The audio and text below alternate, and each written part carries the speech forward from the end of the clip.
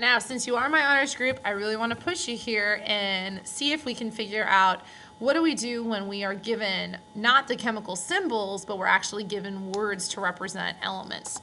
Okay, so again, we want to keep a couple things in mind. Diatomics are NiH.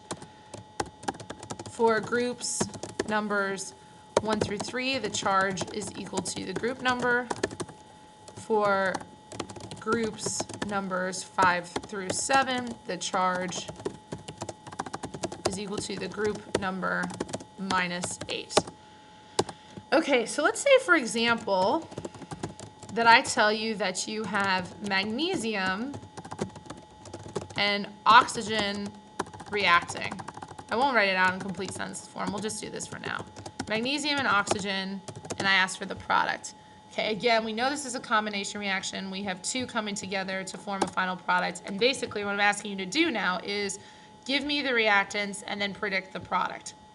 Okay, magnesium, pretty simple to figure out. Magnesium is Mg, as we determined from the periodic table. It is not a diatomic because it doesn't fall within that grouping of NiH on the periodic table.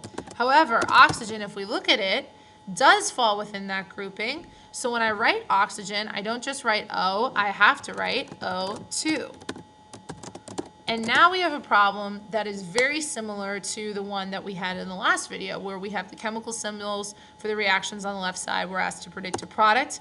And so we do the same thing. Mg has a +2 charge, and O2 has and O has a -2 charge. So when they come together for an overall charge of 0, this gives us MgO. And what we've been able to do then is write out a reaction, an unbalanced reaction, but still a reaction for when magnesium and oxygen come together. To give you another example, let's say that I have calcium, or let's do this one. Let's say that I have hydrogen and fluorine reacting. And I want to know what the product is. Okay, so I do again, NiH. Is hydrogen a diatomic? Yes, it is. It is H2 plus fluorine. Is fluorine a diatomic? Yes. F2 yields to question mark. Again, I know that even though I need to represent them as diatomics in the reactant side, it's not going to mean that it's H2F. Then I go back, think overall charge. So H is going to be in group 1. It has a +1 charge. F is in group 7, so it has a -1 charge.